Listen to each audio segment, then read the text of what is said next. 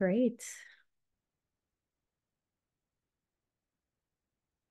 All right, friends, esteemed colleagues, distinguished guests from around the world, on behalf of myself and the panelists, Hamza Bailey, Declan Lawrence, and of course the United Nations, extend a warm welcome to everyone that's joining us today. My name is Anita Krishan. I'm the Chief Culture Officer at Hoogly, an AI-driven culture operating system that helps distributed teams build trust and meaningful connection. Part of my work over 2 decades has been in line with making sure that while the world of work has evolved, that the human need for trust, psych safety, and belonging remains the constant. And I stand for creating those human-centric workplaces where every employee feels safe, valued, and connected. And so today you'll hear from people who are defining this space, redefining this space completely, and who've inspired me to continue action. And our panelists will begin by discussing how AI can support human-centric leadership and workplace well-being. And then we'll move on to share insights into workplace well-being, how we can support employees to thrive through skills development, and we'll also ponder some of the ethical considerations surrounding emerging technology.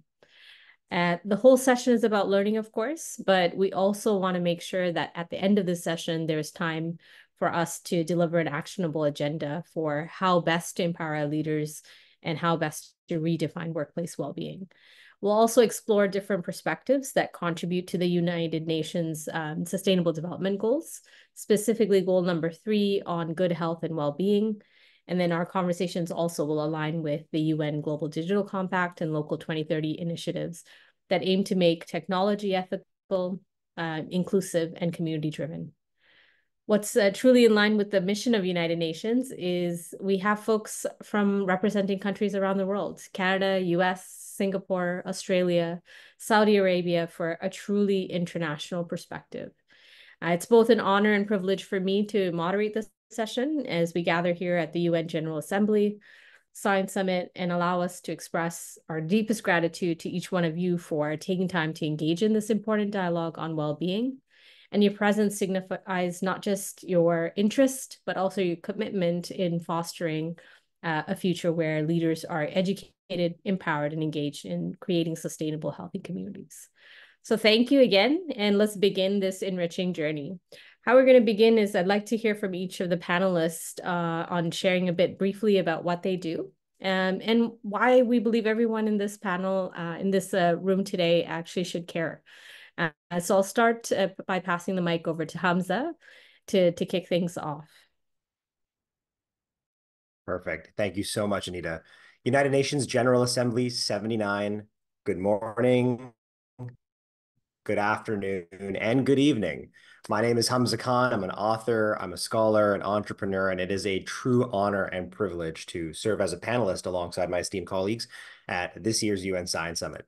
So as you know, our conversation today is centered on AI-enhanced people leadership, ethical AI practices and frameworks for workplace well-being and employee thriving.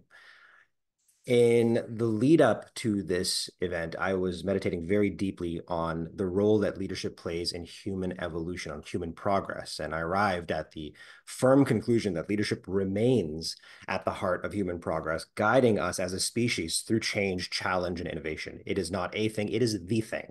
And over the past century, however, leadership theories have evolved quite dramatically, in fact, reflecting our understanding of effective leadership in a world that is anything but static. In his seminal book, Dr. James McGregor Burns, and the book is called Leadership, quite appropriately named, he said, the Pulitzer Prize-winning historian and leadership expert said, leadership is one of the most observed and yet least understood phenomena on Earth. And his colleague, Dr. Ralph Stockdale, added, there are almost as many different definitions of leadership as there are persons who have attempted to define the concept. One study found that there were approximately 35,000 definitions of leadership in academic literature alone.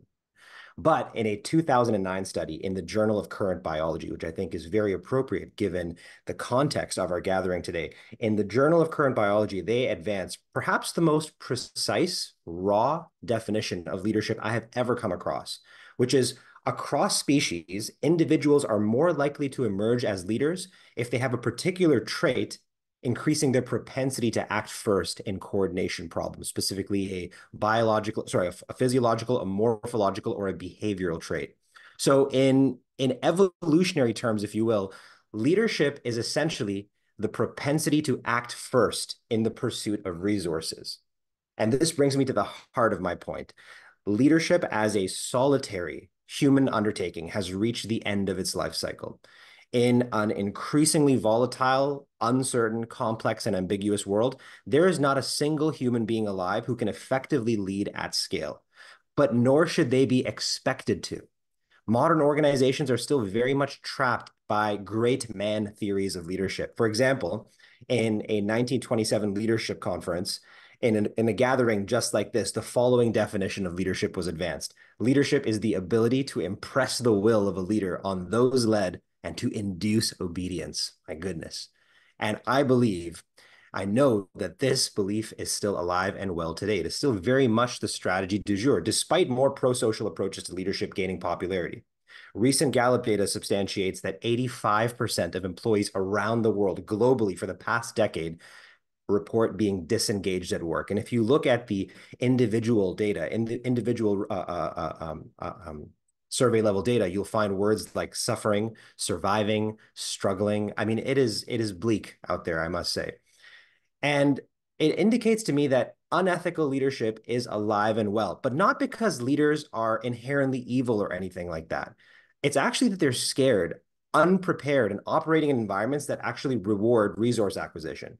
The environment has shifted, but human beings have remained mostly the same. But this challenge contains a tremendous opportunity, in my opinion. To fully harness it, we have to acknowledge the limitations of the human brain. The brain processes about only 50 of the 11 million bits of information it receives per second, and 95% of all cognitive processes occur subconsciously. So leaders managing complex tasks and information and multifarious portfolios of work are actually prone to cognitive overload. We know this as fellow leaders, and that leads to reliance on mental shortcuts and ultimately to unethical behavior.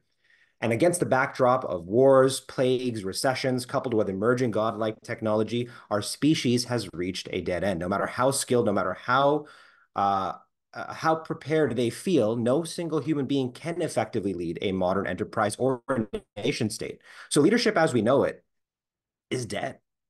I hate to say that. I mean, it's a bizarre thing for me to say out loud, and I'm sure it's for the attendees and my panelists, it might be a bizarre thing to hear, but I believe that this idea of consolidating and centralizing power in a president, in a prime minister, in a CEO, in a chairperson, that idea is dead. And this is not even an original idea. I mean, Harvard's Dr. Barbara Kellerman has been saying this for decades. We can no longer suffer the great man theory of leadership.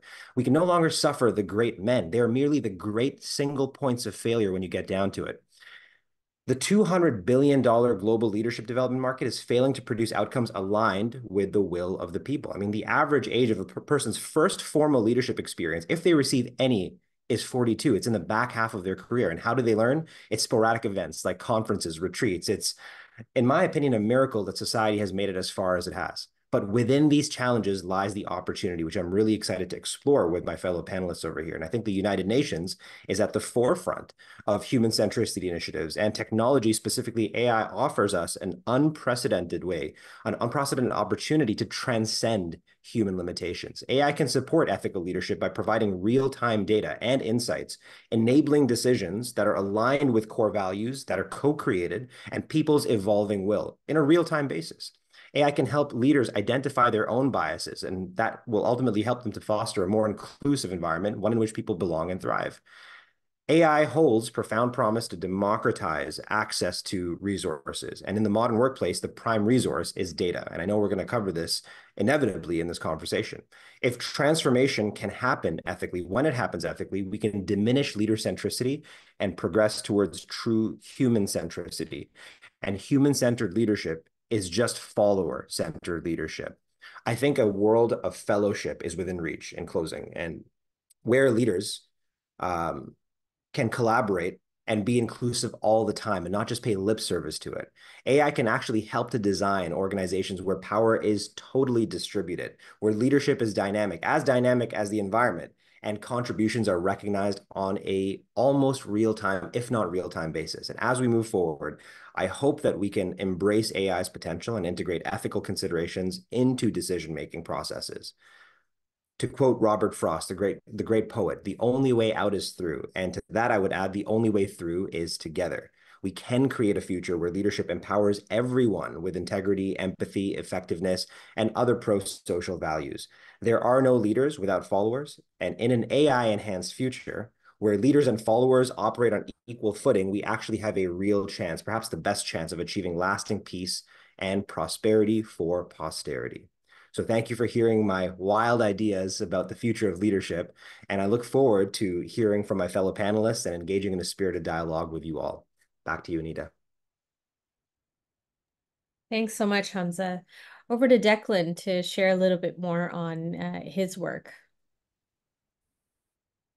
Yes, thank you. And look, first and foremost, I wanted to start by expressing my sincere gratitude, not only to the United Nations General Assembly for hosting events like this and creating space for conversations like this that really allow us to move the needle forward on societal progress, but also to my other esteemed panelists. Being asked to contribute my research and experience and expertise to this conversation. In full transparency, I had a nice little moment of imposter syndrome, which I think is a good sign that I'm being stretched and challenged. And I've come to realize that imposter syndrome is a sign that we're doing something great and meaningful and impactful that we deeply care about. So I'm deeply grateful to have that experience and to be sharing that with you all tonight or today or this morning, depending on where we are in the world. I came at this considering my background in studying positive psychology, sometimes called the art and science of happiness. I've dedicated my career to understanding what makes life fulfilling. And I quickly came to realize throughout my career that we cannot have conversations about thriving, flourishing, living a happy and fulfilling life without also having conversations about creating healthy, flourishing, and thriving workplaces. The amount of hours we spend at work on its own is enough to make it a significant contributor or detractor to our sense of well-being and happiness in life. So as I came at this topic, I found myself asking two questions. The first is, how is artificial intelligence already being utilized in the employee experience? And the second is, how has emergent technology historically impacted employees and their working experience? And I'll be the first to put my hand up and admit that considering my research background and my areas of passion, I will be coming at these from an optimistic lens and an optimistic angle. And I hope I can take you on that journey with me. So in answer to the first question, how is AI already being utilized in the employee experience? I'm privileged enough and fortunate enough through my work where I go into organizations and help them quantify, measure, and understand their employee experience. I'm privileged enough to see firsthand on the ground insights into how people relate to their work, into the challenges they're having, into their hopes and goals for how they can make their workplaces better and play a part in that journey. And one way that we do this is through surveying. We ask staff anonymous surveys about things like well-being, burnout resilience, leadership capacity, and their relationship to leadership, as Hamza was so wisely touching on.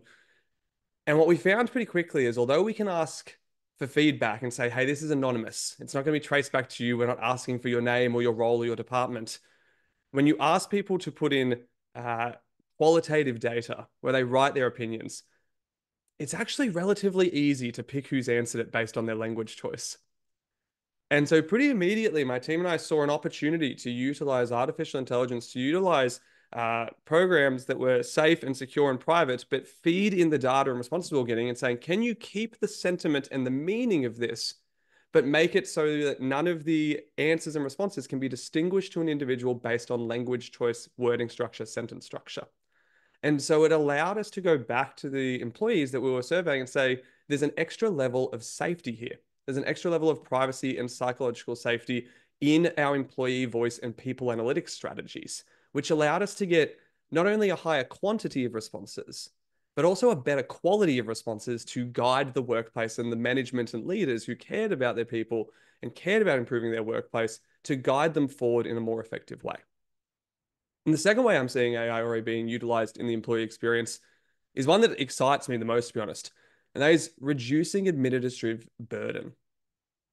When we reduce the burden of tasks that feel like requirements of our work rather than the core sole purpose of our work, we create space for more fulfilling work. And this reduces burnout risk. This is particularly true in humanistics and care-based industries, industries like education, social work, allied health. Consistently across the board, we see in these industries a high degree of burnout. And often when we ask employees what is contributing to that, one of the primary answers they give is the amount of administration and administrative burden that is placed upon their shoulders. So if we can use artificial intelligence to alleviate some of that, it immediately has an impact on their working experience and on their happiness. Now, if we turn our attention to how has emergent technology historically impacted the employee experience, I believe historically, and again, this is from an optimistic lens and viewpoint, I believe we've seen an increase in safety. And historically, this was primarily focused on physical safety. We rolled out equipment, robotic machinery to increase people's physical safety at work. But we're now living and working in an era where psychological safety and psychosocial hazards and risks are starting to outpace the impact of physical safety.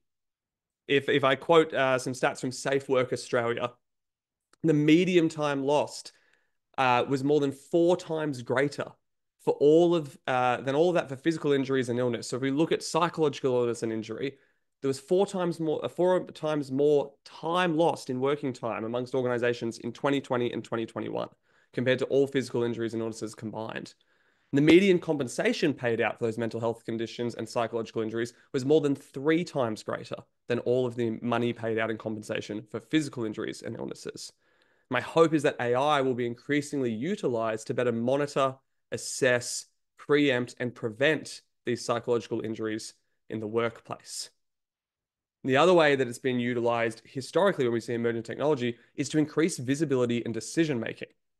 As we had advances in computer science and data visualization, they've historically paved the way to have a deeper understanding of what's working and what's not. In the context of workplace happiness and the employee experience and workplace well-being, admittedly, there's a lot of work to be done in this area. People who keep a close eye on workplace well-being or passionate about it may have come across the study published in January this year by William Fleming, which used survey data of over 45,000 employees in the UK from 230 organizations. One of the key conclusions of this research was that the majority of workplace well-being interventions and initiatives did not deliver a positive outcome. They didn't make a difference. And considering over 60 billion US dollars is spent globally on workplace well-being, and this is predicted to grow, this is a dramatic waste of resources if we're not putting those resources in the right place. And this doesn't mean we should give up on workplace happiness and employee experience.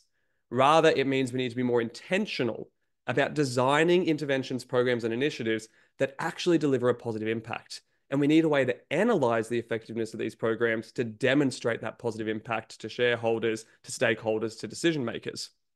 And this is why I hope emerging technologies like machine learning, big data, artificial intelligence can have a role to play. So in conclusion, as a result of exploring this field of research and having discussions with my other panelists in the lead up to this session, I've formed 2 optimistic predictions about the future of artificial intelligence and its impact on employee experience. The first is that the role of AI will not be to directly increase happiness at work. Rather, it will be to remove some of the barriers to happiness at work and create a space at work for the employee experience to flourish. And the second is, my deep hope is that AI will allow us to spend less time in work of the hand and work of the head, in physical work that demands great strain on our body and on work that demands great strain on our brain, and instead will create opportunity for us as a global society to spend more time in work of the heart and what we may call human skills or soft skills.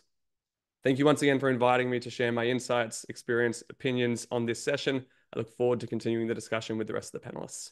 Back to you, Anita. Thanks so much, Declan. You ended off on the note of skills, and we'd like to go into Bailey's discussion around skills development, which I'm very passionate about, and look forward to hearing from you. Thank you, Anita. Thank you, Hamza, Declan, and of course, Lawrence. It is a pleasure to be back with you all here at the UN Science Summit as part of the UN General Assembly. I had the pleasure of joining last year as well, and I myself, like many of you watching now or watching the recording later, am also a participant. I can say about everyone here on this panel, we are also lifelong learners. So if you want to reach out to us after, you Google us, find us, we are very open to all of the things that you want to provide us. So I think to know a little bit more about me would be helpful in understanding what I'll talk about when it comes to AI enhanced people leadership. So, two sides of my life. On the first side of my life, I own a soft skills and leadership development company called Skills Camp, which is kind of a consultancy. And here we would take attributes, some of the things that people think that you might be born with, and we break them down into skills that can be learned. This is things like emotional intelligence and resilience, and most often globally, it's a leadership development program of sorts. Now, the second side of my life is that I started researching digital well-being just over a decade ago. And in the last few years in particular, that has been focused on generative AI. I am currently doing a doctorate, and I study very specifically, and very fortunately for us all here, how leaders could use generative AI for more transformative leadership practices. Now, it's important to note that people have different theories and opinions on what is a leader. So, as Hamza mentioned, some people believe in this great man or trait theory, where you are born with it, and it's just something that and it's genetic. But people like me, and I think like many of my panelists here, believe that it is a skill that can be learned. And if it's a skill that can be learned, then you go to a learning expert, learning design person like me, and you say, well, how can we break this down into learnable nodes? Okay. Now, as Hamza noted, there are behaviors that you would attribute to effective leaders. And these behaviors are some of the things that we would build up in a skill. Things like being able to communicate clearly or give feedback. Or you might consider one of your best leaders someone who can do personalization, which is treating you as a person who has individual strengths and skills and is different from the other people that they lead, and therefore would require different leadership. So what I'm considering now as a learning designer is I think, how could AI help in the learning of leadership?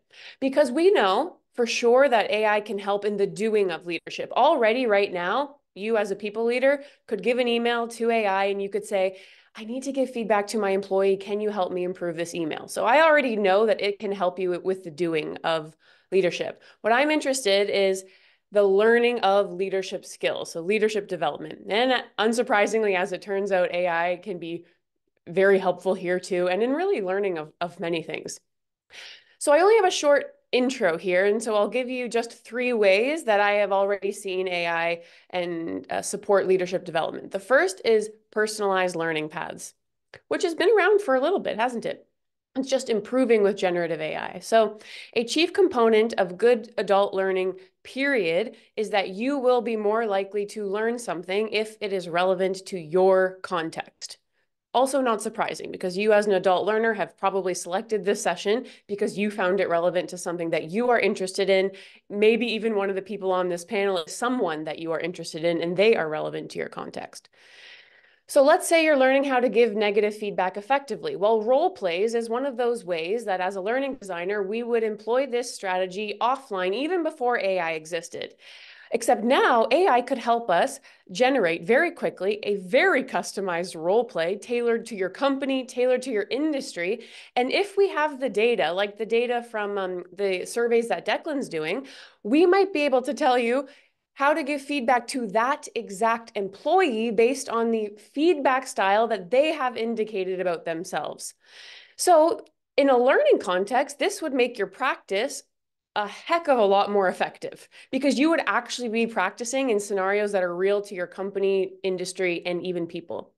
Scenario-based simulations like this would work for any skill, and they do. Negotiation, conflict resolution, concise communication, and of course, leadership development. The second way AI is already supporting the learning of leadership skills is through real-time feedback and coaching. Feedback and motivation are also a really important part of the adult learning process. And AI can now provide real-time feedback during activities like, for example, me giving you this presentation right now. There is already AI-supported software that would be able to give me immediate feedback on my communication, my tone, and even How, if I am demonstrating empathy, like in the moment, do I sound empathetic? So imagine immediately you could have this coach telling you slow down or rephrase for clarity. Now, some of you that would freak you out because you don't like public speaking and you're thinking, I can't use that feedback in the moment. But and as a learning piece, makes it a lot more effective, and it makes it so that you can change your behavior instantly in the context where you need to change it. So AI can certainly provide immediate feedback for online learning as well. Let's say you're in one of my programs and we say, "Go, you actually have to write the email. You need to give this feedback, write the email, how you would give it." And in the past, you might be waiting for one of my experts to give you feedback. Like, you remember going to school, except now you could just use our AI and it could give you, you could immediately realize where you went wrong, how it could be improved, almost like a tutor. Except now the tutor is with you all the time and is very, very smart. So the third way that AI is already supporting the learning of leadership skills, well, this one is, I would say, probably slightly further out. It's timely leadership insights. Some leaders don't know what they don't know. What I mean here is, if you don't know that you're doing it wrong, how would you even know to prompt AI with the question?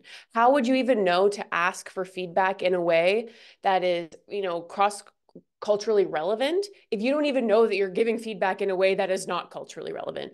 And so when we start pairing AI, and I think this will happen a lot more in the future, when we start pairing it with other things like the information from your calendar, like information from Declan's surveys, then it's possible that you could be prompted by AI before you actually need it with things that we can help it think about that you don't know to ask. So let's say, for example, you have an upcoming meeting with people from multiple cultures. Maybe you're asking for feedback from them. You don't know that cross-cultural understanding is a thing because you've never attended a leadership development program until, as Hamza said, you were 42. Okay, well, maybe you could be prompted 1 week before your meeting on something like power distance. You could be prompted saying, power distance is something that changes around the world. Did you know this? And did you know that it would change the results that you would get if you asked your employees for feedback based on where they are in the world? And if you were able to then adapt your communication accordingly, then it would be AI helping you become a better leader in a very learning moment. But the absolute best part about this, I think, is that humans, we are the original organic intelligence. We are the OI, and we are learning creatures. Sometimes I know you've got some people in your life that make you question that sentiment, but we are learning creatures, which means if AI prompts you a few times, and it is very likely that you will learn that thing. So we're using feedback as the example here. AI says, I think you should start it this way. Let's focus on the behavior, not the person. They might take this personally. They might become defensive. Well, if it prompts you 3 times that way, you, the learning entity, may actually learn that and take it with you when AI is not with you. So it means that it can teach you to be a better leader, and it could actually stick when AI is no longer there. That might seem obvious, but the worry is, I actually hear a lot when I talk about AI that people are worried that people will lose the skills. Like, if AI is helping me write a better email, will leaders lose the skill to give feedback? My theory is no. My theory is that you are the original organic learning intelligence, and you will likely learn some of those things. Now, the true power in AI, of course, I think in leadership development is its ability to make learning in general, really, more relevant, more timely, and more personalized. But I also think that at the end of the day, it is actually not about AI. It is about us. And as I said, humans are the original organic intelligence. And honestly, you could go back even further.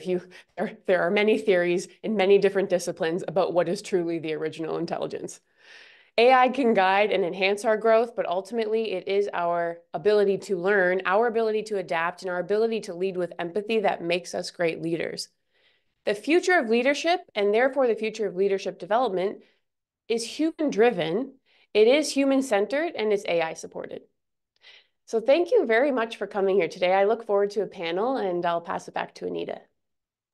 Thanks so much, Bailey. I love that last line. I've written it down for our summary at the end as well.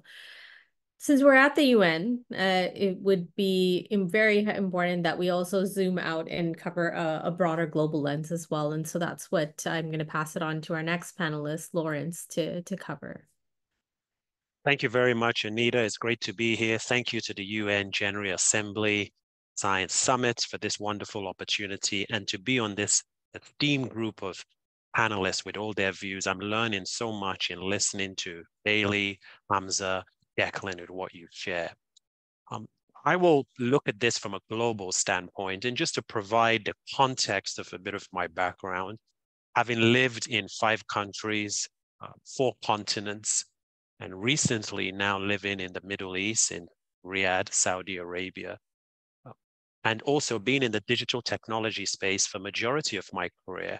I would say since the forming of the internet, that officially was January the 1st, 1983, to some people who may want to know, even though the internet wasn't an ability to connect.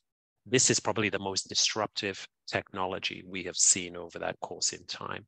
So my talk today is going to be about how that digital transformation builds into a perspective that focuses on one aspect of benefiting society. And when I mean that, I mean it's the global societies.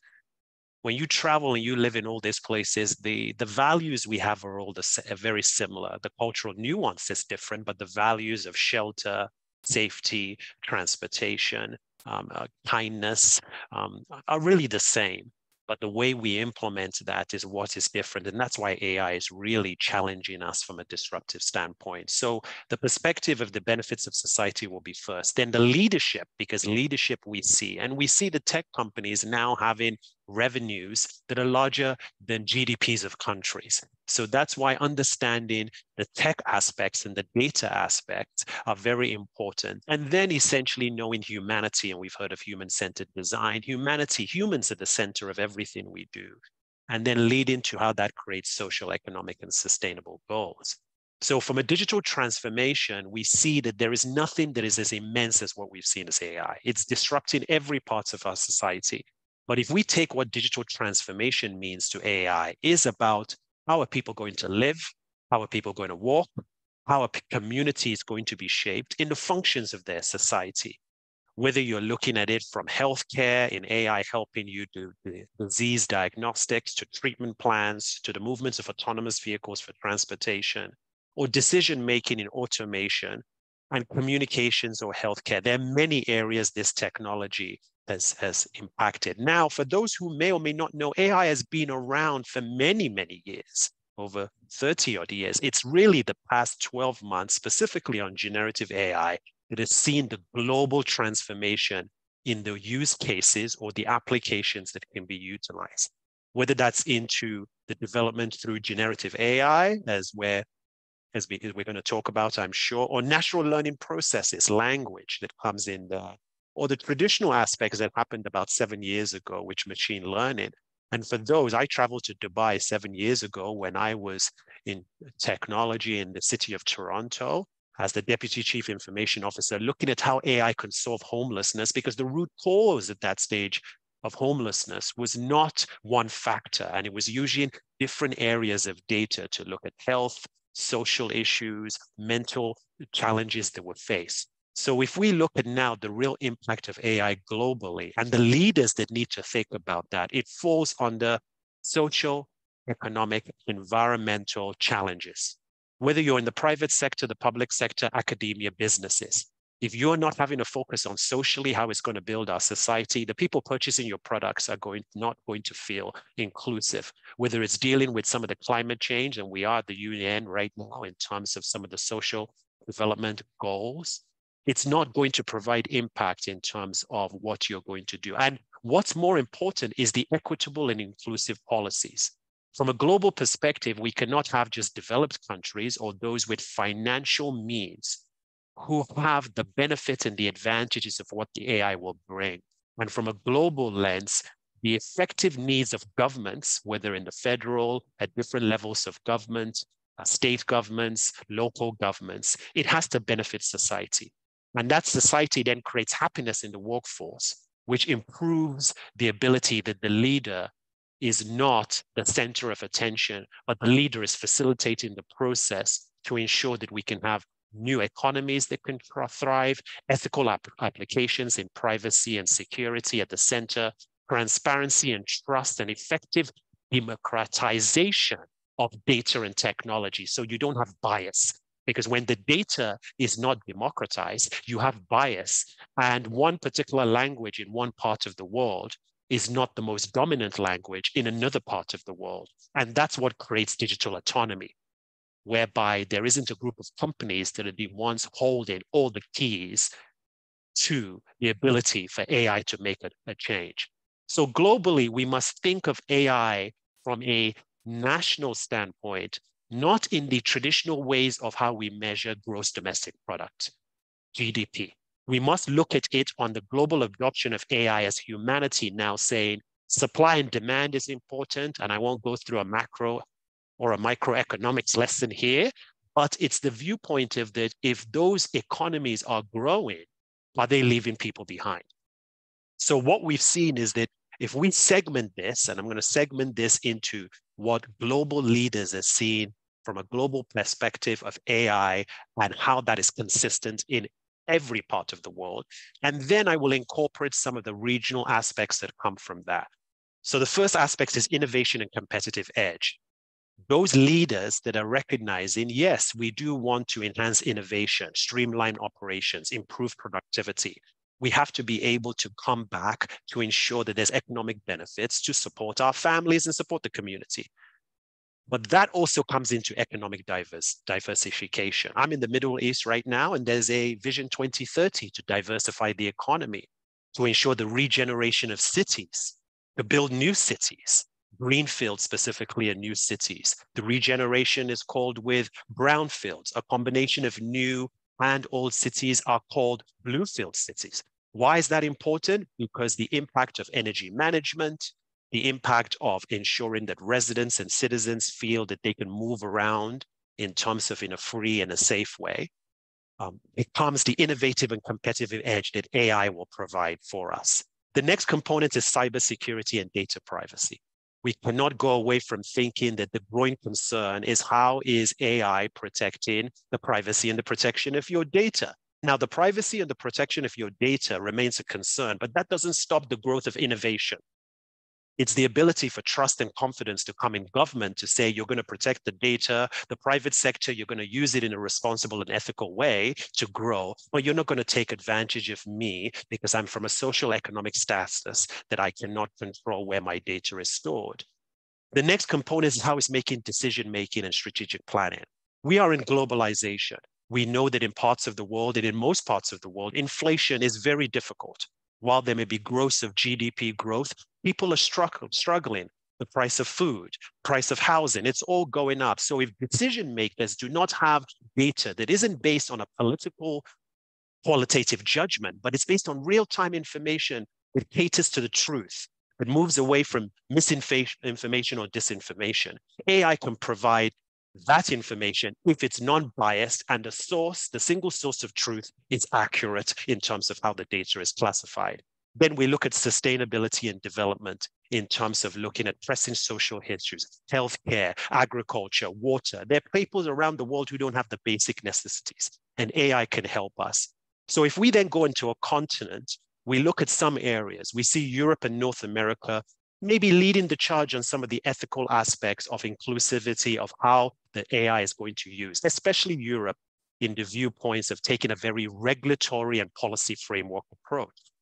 You see also in workforce transformation and reskilling in parts of Asia, North America, and certain other continents in Africa, saying that we have to reskill some of these jobs. Some of these jobs will be displaced.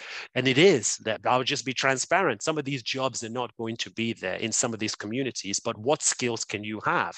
Then we look at areas where there's a regulatory move. I see this in this part of the world where the government has a very strong approach in terms of we will lead the regulatory approach in terms of ensuring we have standards and best practice of how you're going to utilize this disruptive technology.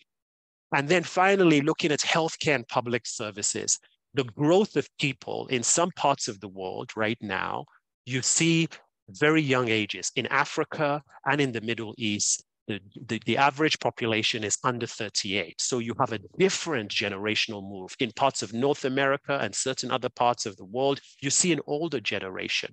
And so what does that contribute? More people are moving to cities than any area. So there's a lot of strain and pressure on cities. So the optimization of hospitals, care facilities, infrastructure, the movement of people is involved. So to summarize, if AI and the leaders in AI do not invest in the foundation of creating sustainable skills in how we lead, the pressure to run and jump into the next shiny object because you have a FOMO, fear of missing out, is not the way to approach this. You've got to build a strong foundation of data and sustainability to ensure that the disruptive technology and the leadership skills are not just based on IQ, but EQ, not just intelligence, but emotional intelligence. So today, we're going to have a further discussion, but I come from a lens of humanity after spending the last 7 years in the public sector, with most of my career in the private sector. But being in the public sector has shaped me that if we don't focus on society, AI will not have a benefit for all of us. Thank you very much. And over to you, Anita. I look forward to the rest of the discussion with my colleagues on this panel. Thanks so much, Lawrence, for that global lens. So thanks all for sharing a glimpse into the impressive work you're doing. I think there's multiple things that came up. And I think one of the biggest things I want to focus on is diving into some of these AI practices that and frameworks for fostering one, human-centered leadership, but also workplace well-being. But in the context of you, Lawrence, how do we also level this playing field for AI adoption to happen in different parts of the world? I think there is a greater need for that to ensure that no one's left behind. To start, I think I'll pass it on to Hamza because I'm really curious. You had mentioned one point around envisioning a future of shared leadership and followership, and where AI empowers everyone to lead with integrity and empathy. And so what new modern human-centric leadership frameworks can we apply to achieve this? I think there is some things that you mentioned there, but I'd love to drill a bit more on this notion of leveling, having that both in there and leading with integrity and empathy really stands out for me. Truly. And first of all, can I just quickly say, I remain in awe of just the quality and the breadth of the work that's being done by all of the panelists here and all of the ideas. I've probably taken half a book of notes based on everybody's overviews over here. My mind is still running with ideas. And as people were chatting, I kept on thinking about the privileged access that Alexander the Great had to Aristotle for 20 years of his life. Just imagine having a leadership tutor the way that Bailey was describing. In a hypothetical scenario, what would it look like if we could have that with us all the time? Somebody that is providing us with feedback, prompting us on the things that we don't know, giving us insight into how to become a better leader at all times. What could that look like? And I thought back to Declan's earlier point about there being an administrative burden, there being a cognitive burden. And what would it look like if we could actually reduce that so that people could learn the skills in the way that Bailey was describing to ultimately then overcome the reliance on qualitative judgments? And this brought me back full circle to your question, Anita. During times of change, during times of stress, it's a misconception that human beings step up. We actually sink back to our level of training, values, and overall preparation. And the way that the modern leadership development industry has been optimized is to focus on the individual. It's so leadership centric. I mean, even just the title of this event is focused on the leaders. And the leaders default back to a approach to management and people leadership called the Theory X style, the Theory X approach by Douglas McGregor, which assumes the worst in people. It assumes that people are lazy, unmotivated, they need to be micromanaged. Those are fear-based decisions. And leaders who are optimized for this, and certainly an argument could be made that the market encourages leaders to behave in this way, will succumb to what's known in the literature as the dark triad of leadership. And it sounds really evil and nefarious, but it's the strategy du jour, especially if you look at the survey results, which from Gallup State of the Workplace report, which shows 70% of employees don't feel heard at work. 70% of employees don't feel like their voice matters. They don't feel like they belong. So this indicates to me, I mean, that's the smoking gun right there. And just very quickly, the dark triad of leadership is Machiavellianism, psychopathy, and narcissism. The inverse of that is the light triad, and it is a more pro-social approach to leadership. It is very much rooted in the theory Y approach, which assumes the best in people. It's a lighter way to lead. It's a more natural, intuitive way to lead. And if you think about all the different vertices on that triangle, what you have is Kantianism, which is the belief that people are ends unto themselves and not mere means. On the other vertex, you have humanism, which is the belief in the dignity and worth of the individual. And then on the final vertex, you have faith in humanity, which is just a general optimism and a hope for the species. And it would do leaders well to synchronize with that understanding, that approach, the light triad approach of leadership, because I believe that followers are already there. We have been experiencing as workers, as employees, the brunt of bad leadership and underdeveloped leadership practices. And so, I think that as far as frameworks and approaches are concerned, that is the best way. And know that it is all coalescing into a final model of leadership that is called transcendent leadership. The literature is still very sparse on this, but transcendent leadership is essentially leadership of self. So the onus is on the individual to become the best possible leader that they can be, leadership of others, leadership of organizations. And when all three happen, and AI can certainly be that connective tissue that binds together all of the data points necessary for leadership of self, others, and organizations, suddenly leadership of system becomes a guaranteed byproduct of that. Thank you, Hamza. I wanted to tie in the pieces that Bailey touched on in terms of AI supporting real-time feedback and this notion of insights. What would that sounds like a huge game changer for me in terms of being able to develop leaders to be more human-centric, be more in tune with what is happening in terms of in real time. Yeah, questions around how can this be scaled, or how can we envision this, this AI buddy, AI coach that can really help you along the way. Well, I like the way that Hamza said, the Aristotle story, because it's almost like the the sage of your story, who's your Dumbledore, like who's by you when you when you need them, but is not the main character. That's kind of how I see it here, you know?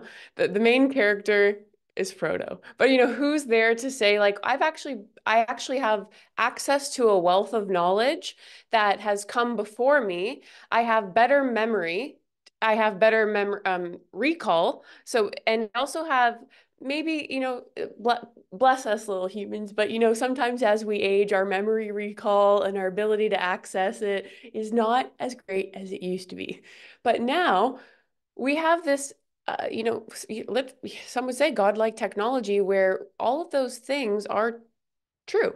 They actually are true. Now, of course, we at some point we are going to, if I were listening right now, I would absolutely be asking the ethical question. So we will get there. We right now are taking an optimistic lens because we're talking about the possibilities. But I think that's really important here at the UN. And I'll tell you why. When I go out in the world and I talk about AI, even if it is from a learning perspective, there's a lot of fear. There's a lot of fear right now. And it's people, probably more of the people that Lawrence was kind of getting to, where they're worried about their jobs being taken away. In the West, often worried about things like data privacy and surveillance, things like this. But they're not actually seeing many of the stories that I've seen when I went to the AI for Good Summit at the UN in Geneva. And the beautiful thing about the UN is that you're collecting people around the world, well, of course, but around the world, who are saying, I am dedicated to making the human experience, and maybe just the living experience for living things on this planet, better for everyone. And so I go out and I say to them, I think it's important for everyone here to listen to all the panelists talk about what could be done here. Why is this even worth our time? Because if you left it like to movies like The Terminator or news stories about what's going wrong, we would all be very fearful of AI. But now I'm here telling you, wait a second, it can make you a better leader. Gosh, just go to some of the other science summit sessions. You'll see that it is literally paired with robotics. It's cleaning up coral. It is Indian farmers have been shown to increase yields, decrease water and pesticides usage with help of AI. I mean, you can go in any direction. And then suddenly it's like, well, this is what we should be fighting for. In the world of leadership development, if you can have a centralized intelligence which we've been trying to do since the history of humanity. Like for all of humanity, humans have been trying to collect our intellect and share it with other humans, whether it was a stone tablet, the book, the library, the computer. We wanted to collect our intellect and share it for the future of the species. All of that is to say, when we talk about a leadership coach that is AI driven, it is not actually that far out. Like it's not that wild of an imagination to think, wait a second, AI, which is the collection, is collected. I call it like collected intelligence. We're trying to make it collective, but it is not a reflection of everybody yet. But collected intelligence, and I, as the human, still can get advice. I can be prompted with advice, and then I can use my own judgment to decide what is just and right. It kind of sounds like why would we not be focusing on that? Like why would we not be doing that in a scalable way? That can't happen when we're with you. And I'll be the first to admit, I'm literally talking about technology that might make parts of my own business invalidated, because we are the ones that go into organizations and we say we work with people in an extended way as much as we can possibly get for as long as we hope they will give us on leadership development, on things like no one ever taught you emotional intelligence. Did you know that that includes self-awareness, self-regulation, relationship management, social awareness? Did anyone ever teach you how these things work together? Did anyone ever teach you how those differ cross-culturally, as we were talking about earlier? Well, then we're there with you, sure, but we leave. And even in best case scenario, you purchase one of our coaching programs and we get to stay with you for, oh my gosh, once a month up to a year. But even still, the coach leaves. And so you're there in the moment when you actually need it. You're about to go into that one-on-one. You don't know what to say to this employee. And so you end up taking that Theory X approach that Hamza talked about. And most leaders learn their leadership from their leaders that they have had in the past, which perpetuates a cycle of Theory X and honestly not always human-centric. So I think what AI does for this is it makes it something that one, can be collected, and two, can be scalable. That can happen even in the most simplest of products that's happening right now. I mean, even with something like Claude, you can prompt Claude, but what we're talking about is a helpful, think Wall-E, think Baymax, think these kinds of movies, because we're thinking this kind of AI that would actually support human centricity. And I would say that one of the main things that would be important to remember is that when it comes to technology like this, we're really not talking about the bad side of AI. We are very often talking about the dark side of humans. And so when we're talking about the good side of AI, we're also talking about the good side of humans, how we code it, our biases, our recognition of those, how we use it, what we deem it as important for. Are we protecting people in the process? I mean, there are companies out there right now like Hume, Hume AI, where they started their first product was AI for emotional intelligence. Because how we actually communicate, even right now, is mostly, if I was giving you a phone call, it would be on sound, it would be on patterns, and you would interpret these in certain ways. Well, I mean, what they're trying to do is say some of those patterns produce a reaction in another human. If you use certain tones and facial expressions, you will communicate emotional intelligence. If you ask certain questions, you will communicate emotional intelligence. And ideally, through that behavior, it will become a real skill. So it's literally ongoing. You're hearing me say it because in this moment in history, it is ongoing. This would be a different conversation in a year, but anyways, I'll be quiet because I could talk forever. but yeah, there's a lot of possibilities here. Thank you, Bailey, for sharing that. I want to dive into similar to this theme around what Declan mentioned, that the well-being initiatives, they're just not intentional. They're really, lots of money is being spent on it in making the employee experience even better. But what can be done to really have something that's AI supported, intentional in building some connection, addressing topics around, like, there are a lot of remote companies, remote distributed teams who are pretty isolated. They're, working on their own. They're experiencing loneliness. Depression is kicking in. There's other logical aspects that are coming into the workplace. And where do you think what actions or more intentional well-being initiatives can be driven?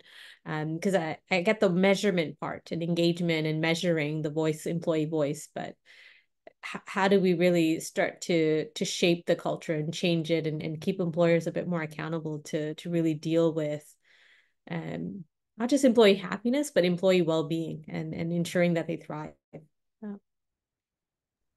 Declan, over to you.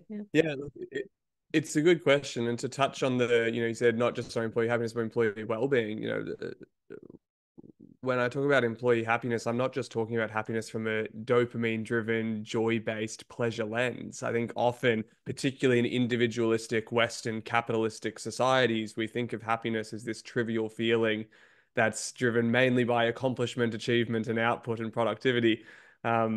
But what the research tells us about happiness is it's a bit of an umbrella term emotionally that captures states like, yes, accomplishment and pleasure and joy, but also things like connection, contentment, contribution, right? These other forms and expressions of happiness. So we see well-being as a pathway and as part of the jigsaw puzzle that is happiness. And some people call it flourishing or thriving.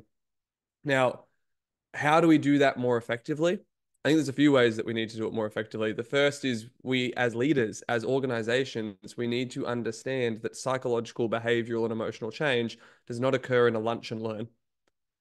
This is something that we need to commit to for longer term. In fact, there's some research around best case scenario to get behavioral change, cultural change in a workplace to actually stick. You're looking at 12 to 13 weeks minimum, but I want to highlight here that's 12 to 13 weeks in a research-based setting where a lot of people's stresses were taken out of their lives and off their plate. Now, I don't know about people watching this or people on the panel, but I know my life is not like a research-based setting. It does not go to plan for 13 weeks. It has other competing priorities and things that demand my attention. It has curveballs and challenges that life throws my way. And so I often go to workplaces and leaders and say, hey, the research says best case scenario is 13 weeks. I'm yet to see someone whose life went best case scenario for 13 weeks straight. Let's aim towards that 6 months to a year to actually make this meaningful. I think that in and of itself shows a genuine connection and genuine valuation on, hey, we're going to put a year's worth of time and resources into this. Well, yes, measurement is part of that, but it's also we're going to commit to this journey. I think the other thing we need to do well-being way more effectively is take a top-down and bottom-up approach. When we look at top-down, and I think Hamza touched on this before, there's so much focus on what can the leaders and execs do, and that is because fairly there is, they hold a larger portion of the decision-making power, of the resource allocation power. So naturally, we lean that way. But if we over-lean that way, we end up with initiatives that are rolled out that do not have any relevance or impact to the people that it's designed to help. And there's so much research around things like self-determination theory, where when people feel like they have had a place in creating and shaping the interventions that make their workplace better, those interventions are far more effective and they're more sustainable. They last longer. And so whenever organizations come to me and say, hey, does this need to be something that's rolled out from management and execs and then pushed downwards, or is this something that is grassroots and created by an employee committee? We had an ad that was very famous in Australia. This is going to be a bit of a niche reference, but hold with me for a second. There was an ad that was very famous for a few years where they were talking about whether they were going to have hard shell tacos or soft shell tacos for dinner. And there was arguments between all the different communities and people were fighting over this decision. And then eventually this little girl walked out and said, why not both? And the entire community came together and threw a party and she became a hero of the town. And I now often say it's the same approach when we look at effective well-being initiatives. Why not both? Why are we not looking at this in a way that does leverage employee buy-in and self-determination theory, but also acknowledges and honors the fact that execs and leaders do have an inordinate amount of power in decision-making and resource allocation? So I think if we can do those things well, and it's not even I think if we do those things well, I have seen and experienced over the last few years of doing this kind of work that when those things are done well, the impact is quite dramatic, not just on the employee experience, not just on staff happiness, not just on well-being, engagement, resiliency, leadership, but also on things that have historically and traditionally been seen as vitally important, things like productivity, things like performance, things like profitability. There's actually, I saw recently, there's now a quite a bit of money being thrown behind this idea. There is now a ETF fund that is invested into the happiest companies by employee satisfaction index, and it is performing exceptionally well. This is not financial advice for anyone planning off to run after this session and throw some money into it. But it is interesting to see that there's all this research showing that when people feel good at work, they are inclined to do good work. And when they do good work, it creates a better impact on company performance. So I think everyone can win from this. Again, this isn't a, is this beneficial for the organization, or is this beneficial to the employee, or is this beneficial to the customer and communities that we exist within? Why not both? Why not all? Love that. Thanks, Declan. I think a big part of this is also making sure that what we're talking about today turns into action, and this collective action for the folks that are on this call, and those that will watch the recording later. From the panelists, from your viewpoint, what action should be taken by individuals watching today, and encourage you to be specific on things that they can do in their local communities, globally, and within their own, creating that change, because we need to see that momentum and ripple effect happen. And so just open floor to any panelist that wants to jump in. It could be a local lens or broader, and I like what Declan said about going both ways as an individual, my responsibility in contributing towards this, but also Lawrence's viewpoint on how the UN can play as well, in terms of leveling the playing field of AI adoption. I think those are the two things that I want to move into. Yeah. Do you want to Happy start? to. Right. Yeah, I just want to preface that if, and I'm going to try to link in each of all our panelists' conversation and with practical things. If you actually look at the definition of artificial, it's actually built by humans, manufactured by humans to make something artificial. So the root cause is not the technology, it's the humans that are how you're developing the technology to serve. Artificial is that it's been developed something that's not real. Intelligence still speaks to emotional intelligence, intelligence of how you conduct yourself. So I'm going to come with practicality, because often I'll tell you this is that in the movements of my life, and I'll live a story.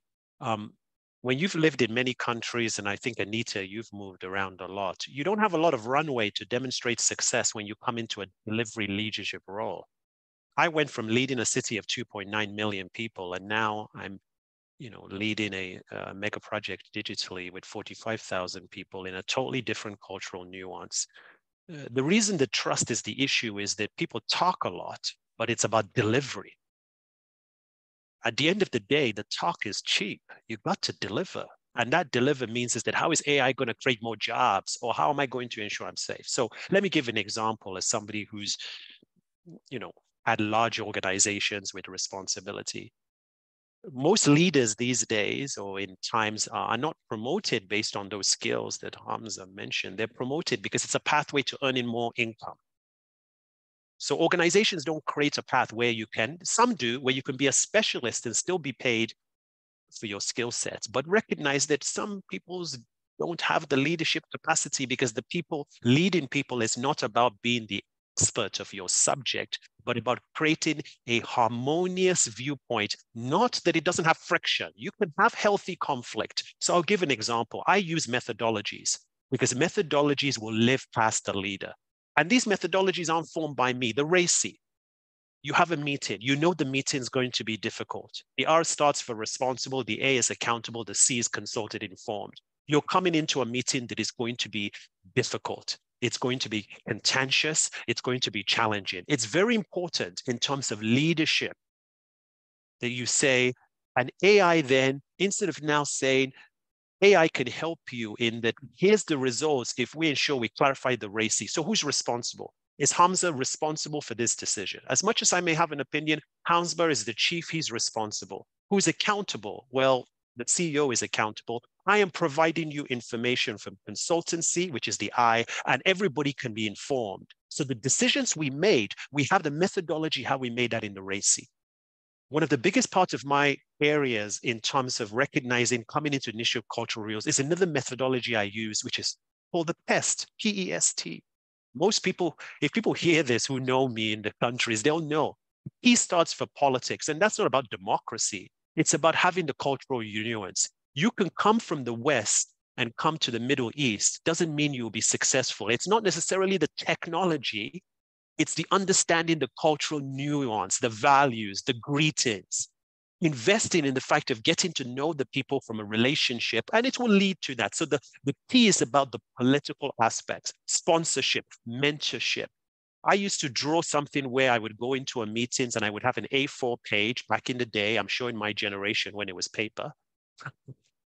And I would say, is the conversation between Declan and Hamza, it's not on title.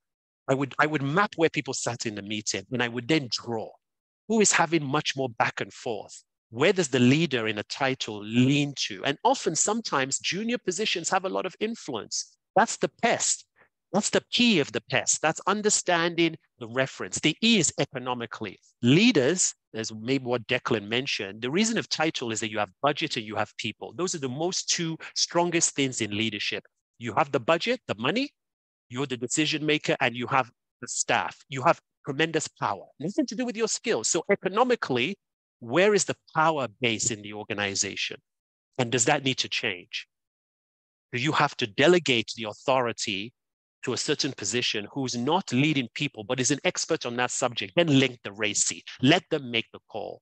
And the C is keys. And I'll give you a piece in the pandemic.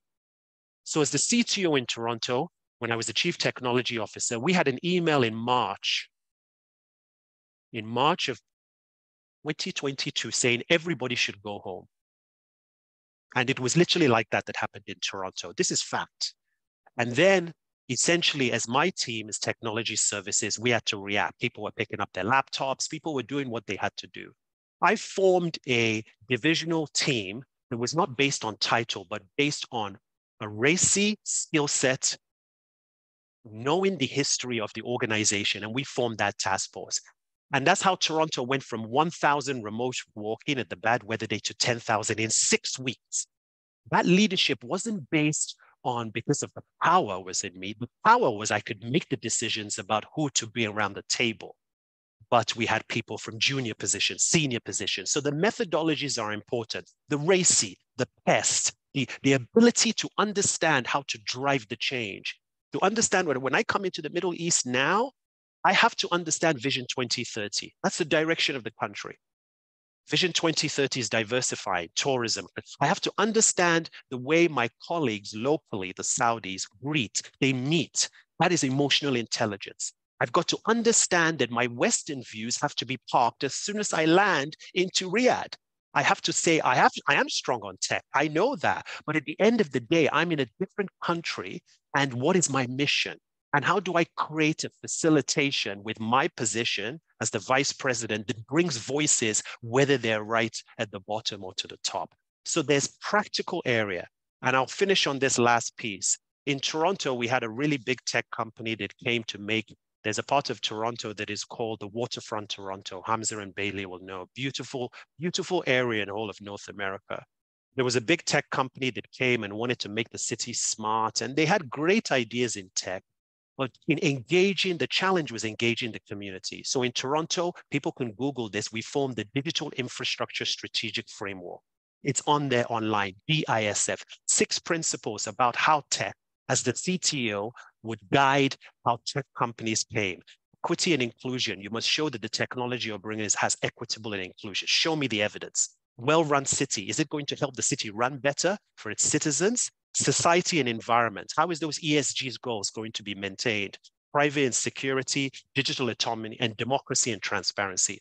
If we do not train leaders to use methodologies to have this conversation, it is just talk and it cannot deliver a transformation because eventually the leader will leave. So I share those aspects and I hope that to our audience that has tangible aspects. And these methodologies aren't owned by me. Google it, RACI, PEST, the DISF in Toronto, other methodologies, use it, practice it, many times, and then try it in your meetings or in your conversations when you're at work tomorrow or wherever it is in the part of the world you're at. Amazing. Thanks, Lawrence. Hamza, I know you have more frameworks that you can also share because you're taking a lot of notes, I can see. But also just there were a lot of things that Lawrence mentioned in terms of one's own accountability to show up and really start leading without that title. Start taking action without having any kind of formal title or responsibility. And that ties into the followership notion that you had earlier mentioned in your intro. Yeah, Anita, the notes are going crazy right now. There's just so much I want to ask all of you, and I really want to thank you, Anita, for being the facilitator here.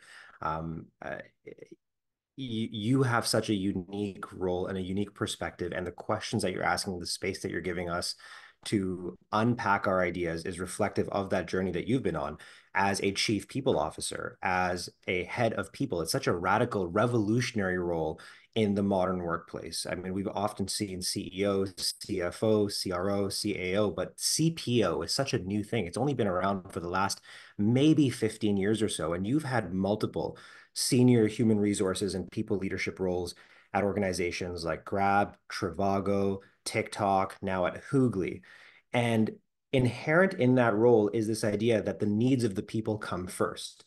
And that's not what we're seeing across the other C-suite members of your organization and organizations in general. Gartner puts out a survey every year where they ask about 4,000 executives, all C-suite, to rank order their top priorities as leaders. And unfortunately, what we've been finding consistently for the last 5 to 10 years is that workforce engagement, satisfaction, happiness, all of these things are distant afterthoughts. In the 2023 Gartner survey, I think it was priority number 6, where the first mention of anything human related showed up. It was growth, digital transformation, risk reduction. And then at number 6, finally, the distant afterthought of putting people first comes later.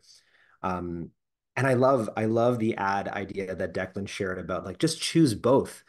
These things can be guaranteed. All of the other priorities on that Gartner list can be guaranteed outcomes of just choosing people. There doesn't have to be a dichotomy of leadership. And it's quite frustrating that that idea continues to come into vogue. In fact, there's a popular book right now. It's still on the #1 bestseller list in certain markets. It's by a ex-Navy SEAL by the name of Jocko Willink. And I hope he's not tuned into this and not watching this, because I'm sure he has some creative ways to find out where we live and ensure that we don't, spread this message out anymore. But I think he's dead wrong. In a zero-sum environment like the theory of like the theater of war, the needs of the mission can sometimes come at the expense of the needs of the people. But not in our organizations, not in most organizations. In most organizations, I would argue that the needs of the people are the needs of the organization. And I'm not surprised that there is an ETF that is focused on happiness. Glassdoor, the top 10 companies on Glassdoor over the last 20 years have outperformed the S&P 500. The same is also true for Fortune's top 100 companies that prioritize well-being, employee safety, and healthy cultures. They also consistently outperform the S&P 500. I think Adobe, the #1 company in terms of leadership and culture, outpaced it by I think a factor of like 1,000% or something. I can't remember the exact number, but it was staggering. Just the distance between organizations that are putting people first and those that are regressing back to the Theory X style of management is stark. So like the framework for me is very simple. And I love that Lauren said that, leaders will come and go, but it's the methodologies that remain forever. And the simple methodology that I have, my own heuristic as a leader is, am I creating solutions for my people or with my people? That distinction is so important, because if I find that I'm in a situation where I'm prescribing solutions and designing solutions for people in a vacuum, that's when I get a little weirded out and I'm like, nope, I'm defaulting, I'm reverting back to a way of leadership that is very outdated. So then I immediately shift into a co-creative mindset and I ask other people, what do you need in order to thrive? What do you need in order to be your best self at work? Not your whole self necessarily, but what do you need in order to be your best self? And how can I, as a leader, help to remove the obstacles and the burden, as has been mentioned throughout this panel discussion, for you to thrive? So that would be my very simple framework, if you will. Put people first. And the way that you do that is by asking, am I creating solutions with people or for them? And this is where I'm really excited by the possibility of AI to simplify that decision at scale.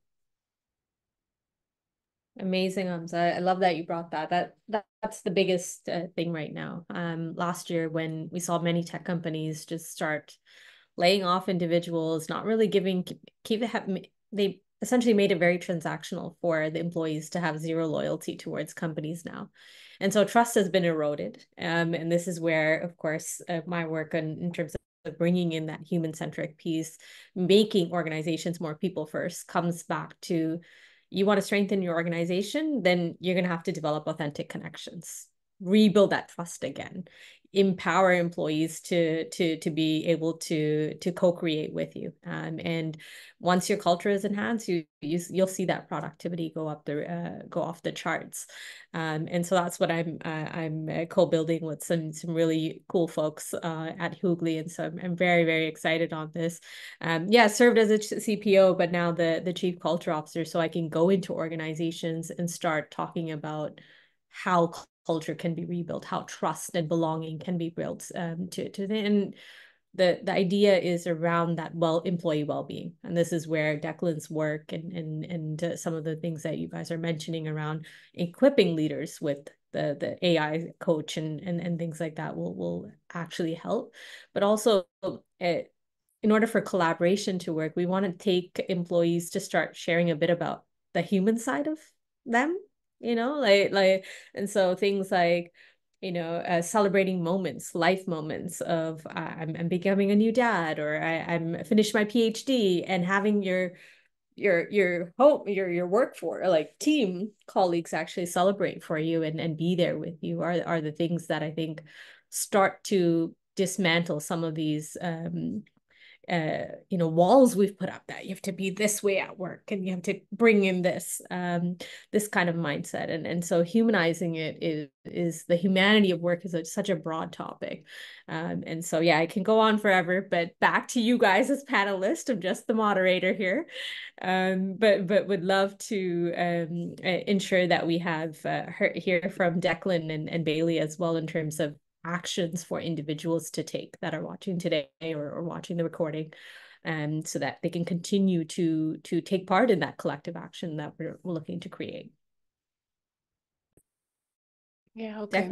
Yeah, Bailey, go for it. Yeah, I mean, I like that. It's hard to know. We can't actually see who's here watching right now, and we don't know who's going to continue to watch. And what I like about what Declan said is this top-down, bottom-up approach. We use something similar when we're talking about really anything, like any change you want to see, actually, any social change, period, is what can we do as an individual, and then what can systems do? And I think when it comes to what Lawrence and Hamza have said thus far, I think is often on the top down side. Just because they have a high vantage point, they are literally the leaders, sometimes making these decisions at that point. But then when I have folks come to my sessions, and it may be some of you here, they just are a leader. I just lead a team of 5 people, and I am personally interested in being a better leader, and I know this can help me. So I'll do my best to focus on that aspect so everyone can get a little bit of everything here.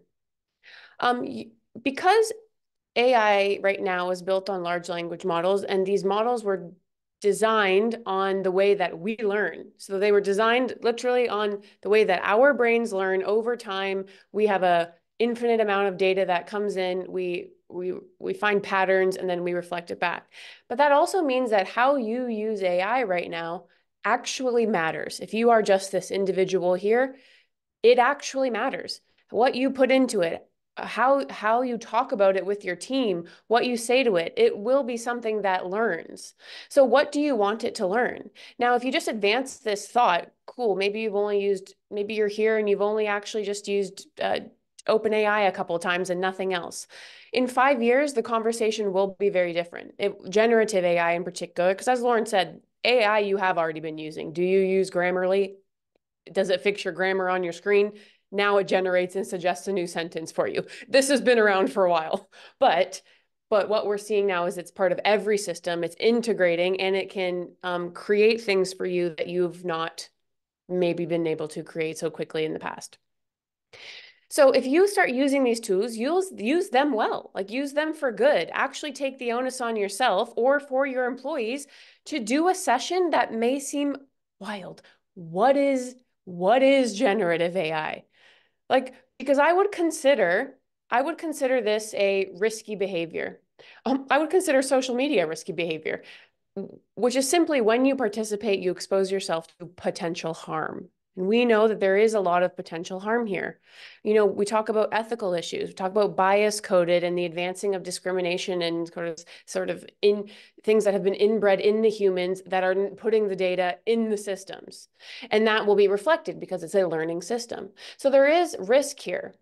But like all risky behaviors, there are things that you can do to mitigate the risk. And that usually starts with understanding the technology. So though it might seem like, well, oh, I gave all my team access to Copilot, but I haven't done not one learning module on what AI is, all they're seeing is, oh, I just ask it questions and it appears. But it's through the knowledge of this stuff, through understanding, that you gain intelligence, because intellect and intelligence is the ability to apply knowledge. So you start with, you attending this today is actually step one, is what is even going on here? Like, oh, I can use in leadership, I can use it for building the happiness of my employees. I can talk to Bailey about skill building of happiness. I can think about, yeah, you know what? I'm at the UN. I need to be considering that I have employees in different countries now. Oh, I'm a completely remote business, which means my clients are in different countries. What does this mean? Am I asking them to use AI in a when they have ethical and moral qualms with it? Because one of the risks I teach when I go into organizations is I say, you may not have thought this was your job in leadership before, but people have moral questions about something that replicates human intellect. And the natural extension of this, you can come back to me in 15 years, is self-awareness of AI. Is only something that knows it exists, and it's closer than you think.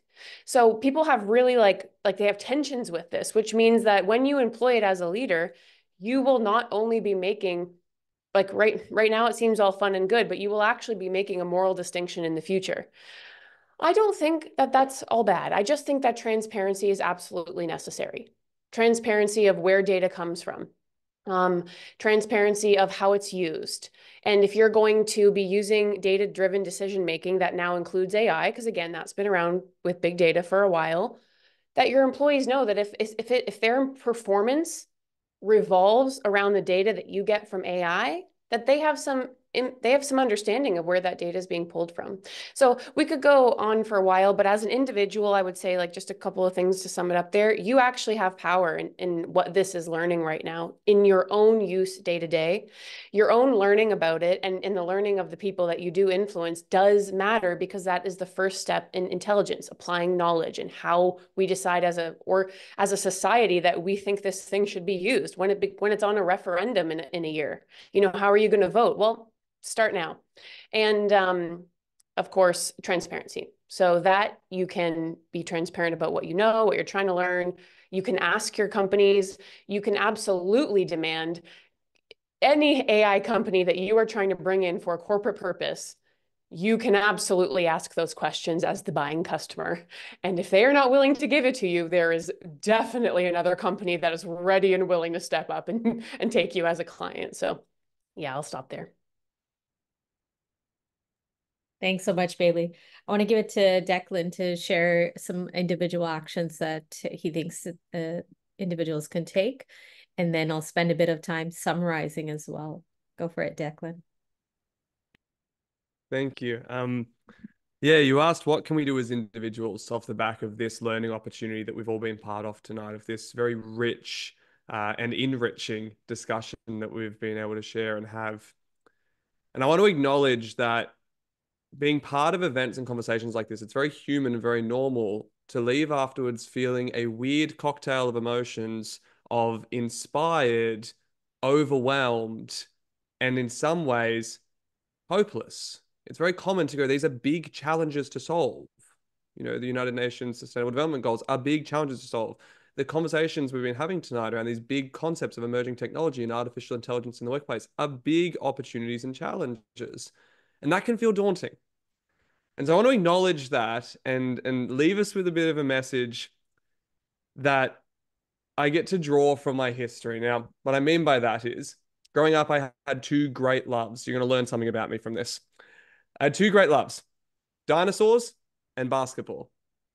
Now, if I pull a quote from a movie from each one, for those who know the great film Dinotopia, where they built uh, an incredible society where they got to live with dinosaurs, they had these core principles that they lived by as a society. And one of the principles they had was every raindrop raises the ocean. They acknowledge the impact and contribution of an individual on something as large as an ocean. And then if I go to my love of basketball, you may remember the great film, Samuel L. Jackson film, Coach Carter, a great one that I watched many a time, and had a great quote in it from Marianne Williamson. And we may remember the start of the quote, which was, "Our deepest fear is not that we are inadequate. Our deepest fear is that we are powerful beyond measure. It is our light, not our darkness, that most frightens us." But most people don't remember or overlook the end of that quote, which is, "As we let our own light shine, we unconsciously give other people permission to do the same. As we are liberated from our own fears, our presence automatically liberates others." I've been very fortunate throughout my career to research emotional contagion theory, to look at the ripple effect of happiness and of change. If there's one thing I can promise you, it's that as individuals, you do have the power to make a difference. You do have the power to spread a ripple effect within your workplace, within your communities, within the world that we live in together and that we share. And so what's the individual action to start with that? Honor that power, recognize it, know that you have the ability to make a difference, and then be a fierce advocate. As Bailey was sharing, go back to your organization, share some of the ideas that have resonated with you from tonight. Advocate for the humanitarian good impact of emerging technologies.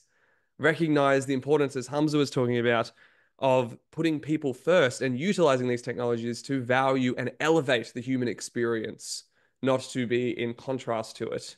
And as Lawrence was talking about, advocate for the use of it ethically and with a global lens and understanding. And so I hope if I can leave you with a message tonight, it's that you can be the raindrop that raises the ocean. Epic, Declan, epic way to end the session. Thank you so much to all the panelists, Lawrence, Hamza, Bailey, Declan, for all the wisdom you've shared tonight. We can keep going for another 3 hours, but we've only been given the 90 minutes to share our knowledge. I also want to thank everyone who took part in joining us in this discussion today. And what I would like to do is just summarize key one-liners from each of the panelists. So I have: the future of leadership is human-driven, human-centered, and AI-supported, from Bailey.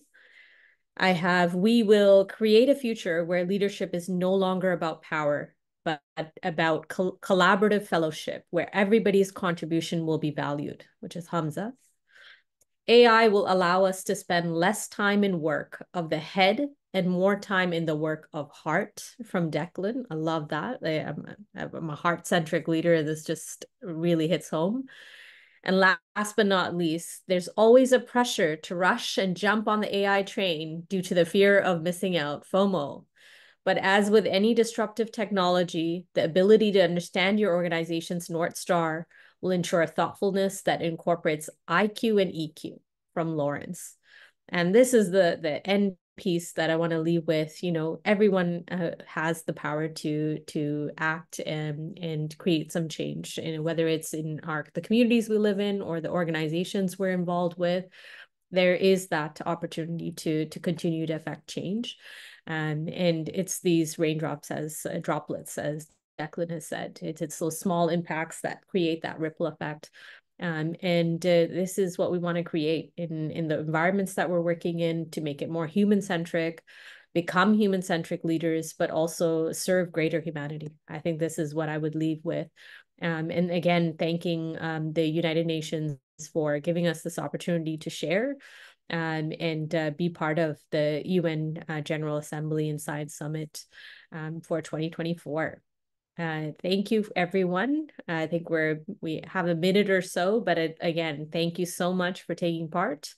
I will copy paste this in the chat, these wisdoms, one-liners, so that if you're looking for tweetable moments, or actually, what is it? What is it now? I don't even know what what I would say. It's not a tweet anymore with X, right? I like, Yeah, I don't know if we want to say Xable moments. That doesn't work here. Yeah, I know it doesn't sound good, but I'll leave that in the Moments.